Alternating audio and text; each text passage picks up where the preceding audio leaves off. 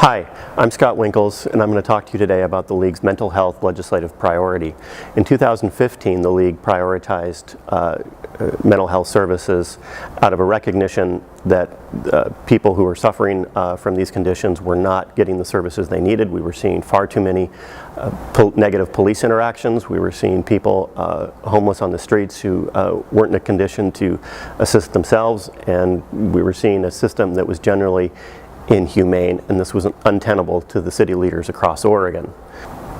In anticipation of a difficult budget year, the League's General Government Committee, its members through the balloting process, and its board of directors through a robust discussion again agreed that mental health services should be a priority for the League of Oregon Cities.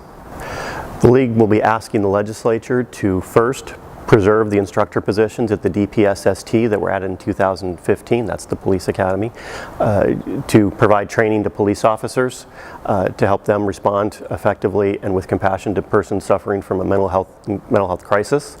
We will also be asking to preserve, if not expand, grants provided to agencies for interdisciplinary teams that will proactively work with individuals in the field to keep them from going into a mental health crisis. We will seek to preserve mental health housing assistance to keep folks in a home.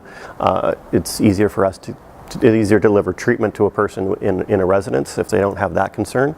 And finally, we're going to seek to preserve, if not enhance, the number of mental health beds throughout the state of Oregon.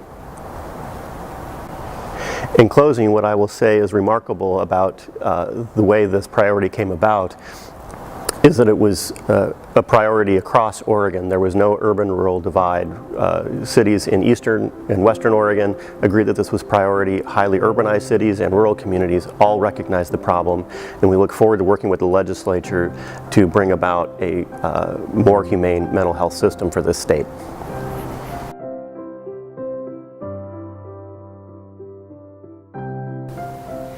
Hi, I'm Wendy Johnson, the League's tax lobbyist. This year, a priority again will be tax reform. Why? Even in Oregon's growing economy, the costs of services are outpaced. Our revenues are not keeping up. What we need is the legislature to refer a constitutional amendment to fix some of its problems. Those problems are really focused on unfairness and limits that just don't work today, 20 years after 5 and 50 have passed. The problems with Oregon's property tax system really vary by city and community. For some it may be compression, for others it's a low permanent rate, for others it's just significant unfairness. We need you to be able to tell the legislature what's happening in your community and ask them to help us fix it.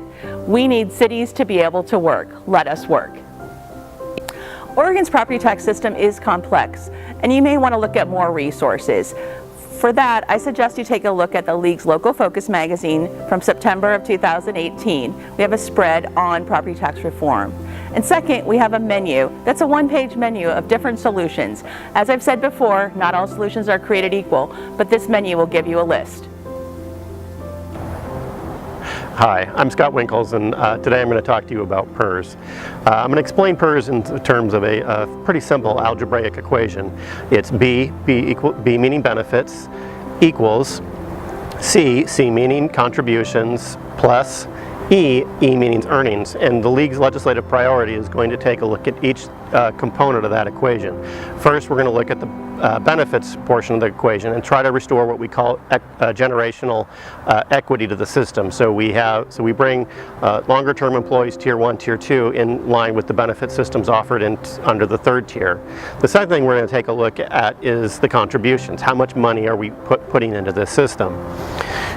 So that'll take shape in a couple of different ways, possibly looking at some state bonding options and fully capitalizing the employer incentive fund that was created in 2018 that'll help employers with their match their side accounts. And the last thing we'll look at is the earnings and make sure that we have the most efficient and robust earnings system possible so that we're not spending dollars that should be going into the fund to outside contractors. If we don't take these steps, what we anticipate is that PERS rates will continue to climb over the next 2 biennium, topping out at possibly close to 30% of total pay rates as an average, system-wide average, and stay there for the foreseeable future. We look forward to continuing this discussion, and I hope to see all of you at City Day at the Capitol, where we get to present this agenda to legislators.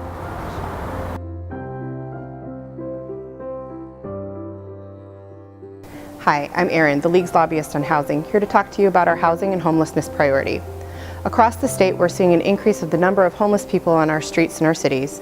And in addition, we're seeing an insufficient number of housing units being developed to meet the needs of all citizens. These issues are driven by similar but separate concerns. One of the things that we need more assistance with is planning for more housing so that units can go up faster and be more affordable across the board, which will help with some of the homelessness issues. But the homeless have a different set of issues that can't just be addressed by increasing the number of units of housing. Therefore, the League is going to be seeking more assistance and less barriers to the development of housing and to getting the homeless off the street. In particular, we're seeking more money towards housing planning, more increase in wraparound services for the homelessness, so those that are homeless that get housed can stay in housing with their services that they need to take care of their issues, and other tools that will assist cities in making plans to see success in both more housing development and decrease homelessness on our streets.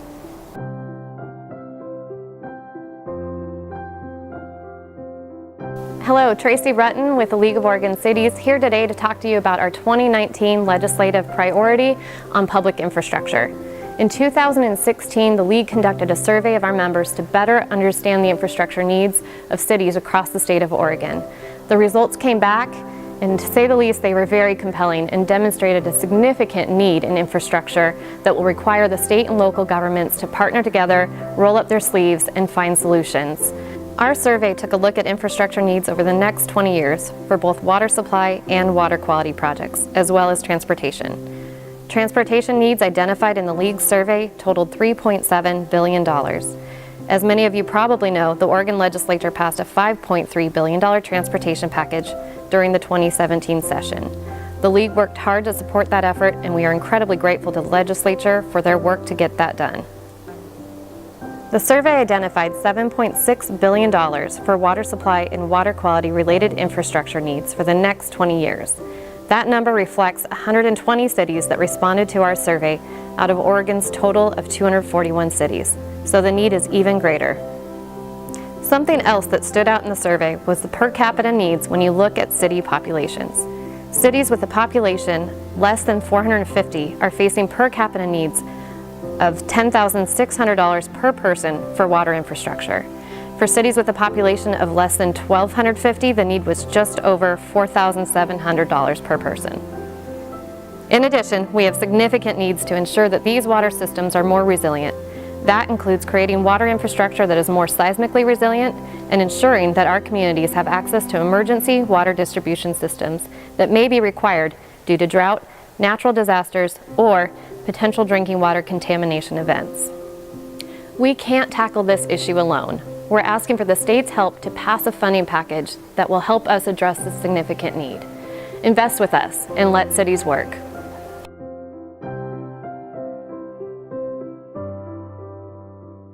Hello friends, this is Craig Honeyman, Legislative Director for the League of Oregon Cities. With the onslaught of activity as a result of new small cell and 5G technology, there's been lots of activity, especially in front of the Federal Communications Commission with federal regulatory activity, federal legislation in the United States Congress, and almost certainly state legislation to be sponsored by service providers in this very building in the state capitol in 2019. And it seems that the basis for all of this is the presumption that cities are the main reason for the lack of broadband deployment and the creation of the so-called digital divide. This is simply not true. Cities need this technology for economic development, for education, the provision of medical and health services, and to generally communicate and do business with their citizens. But cities also have the responsibility to manage facilities held in the public trust, such as rights-of-ways which afford private utilities easy and cost-effective access to property for purposes of positioning their equipment. But as a result of all this firepower being directed at cities, the League of Oregon Cities Board of Directors made the decision to make preservation of right-of-way and franchise fee authority and increased investment in broadband deployment one of the League's top legislative priorities for 2019. So we are asking to let cities work by having the League's legislative advocacy team continue to oppose preemption of local authority to manage public rights-of-way and to set rates of compensation for the use of those rights-of-way. Also, to seek additional state support and funding for increased and equitable broadband infrastructure deployment, especially in rural areas where markets and rates of return are not as attractive to private providers. And finally, to oppose any legislative effort to restrict municipal authority to provide its own broadband services. So let's let cities continue to work individually with broadband service providers to negotiate terms and conditions that are mutually acceptable. Hi, I'm Erin, the League's lobbyist on building codes issues. This year, one of our priorities is ensuring that cities can continue to use third-party building officials and inspectors in their local programs. Starting in 2017, we've been working with various stakeholders to try and assure that specialized inspectors could continue performing inspection services even if they're hired by a private contractor. In that debate, it turned out there was a question as to whether or not it was legal if third-party building officials could service cities' programs. Our goal in 2019 is to clarify that that is in fact permissible. Cities have been using third-party inspection services and building officials to have an efficient, well-run program that reaches smaller communities that are difficult to service otherwise. We've been very successful over the 40+ years we've been using this model, and we'd like to continue to see it move forward in the future. So in 2019, we will be clarifying that cities of all sizes can use third-party building officials and inspectors to perform these services at the local level.